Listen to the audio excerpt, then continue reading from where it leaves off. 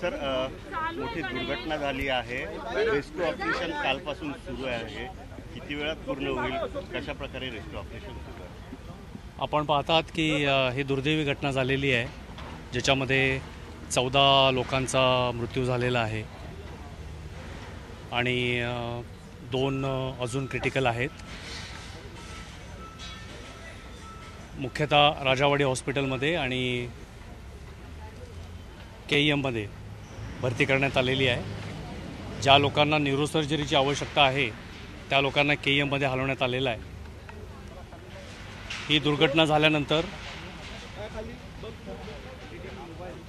जे आदेश महापालिकेला देण्यात आलेले आहेत त्याप्रमाणे महापालिकेने अशा ज्या होर्डिंग्सना अमृत नोनी गॅस्ट्रिन, अपचन, ऍसिडिटी, गॅस्ट्रबल ह्यापैकी तुम्हाला कुठलाही गॅस्ट्रिक प्रॉब्लेम झाला, उपाय एकच, अमृत नोनी गॅस्ट्रिन। महापालिकेची परवानगी म्हणजे परवाना घेण्यात आलेला नाही अशा सर्व होर्डिंगवरती कार्यवाही करण्याचा निर्णय घेतलेला आहे। मुख्यमंत्र्यांनी देखील त्या पद्धतीचे आदेश दिलेले आहेत आणि ती कारवाई आज आमची सुरू होती आहे। काही काळानंतर आपण पाहाल की हे जे 3 होर्डिंग आहेत ते अर्थात एवढे आवाढव्य आहेत की त्याला तोडायला थोडा वेळ लागेल, पण ती कारवाई मात्र आम्ही सुरू करणार आहे। पण ती या 3 कारवाई होर्डिंगपुरती मर्यादित राहणार नाही। या संदर्भामध्ये गुन्हा दाखल करण्यात आलेला आहे।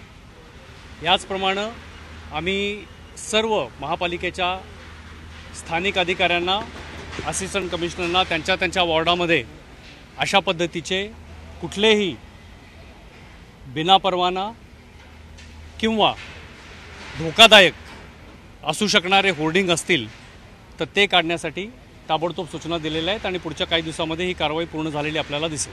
सर हा जो बॅनर होता याला कुठली परमिशन नव्हती आणि हा बॅनर याची तक्रार सुद्धा झालेली होती। शेवटी काल अखेर दुर्घटना झालेली आहे, आता कारवाई होत आहे।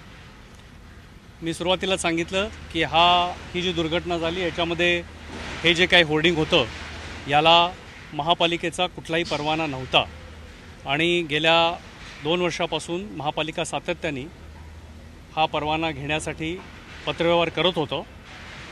आपल्याला कल्पना आहे की अशी एक तक्रार आली होती की हे होर्डिंग दिसावेत म्हणून काही तथाकथित झाडांची कत्तल देखील करण्यात आलेली होती, तर तो देखील गुन्हा आम्ही नोंदवलेला होता, तर त्याला परवाना नव्हता। ही मात्र वस्तुस्थिती आहे।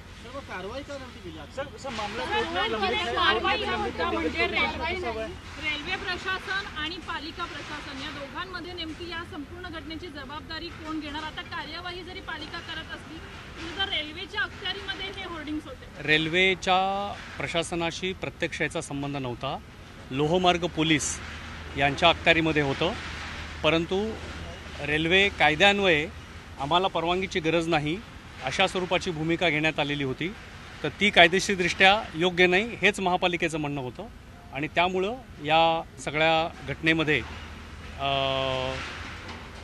अजून पूर्णपणे कार्यवाही होऊ शकली नव्हती।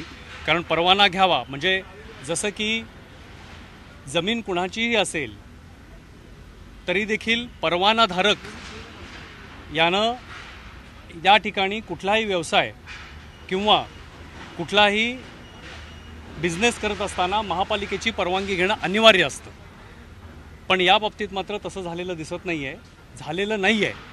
त्याच्यामुळं आता याच्यावरती गुन्हा दाखल करण्यात आलेला आहे। थँक्यू, धन्यवाद।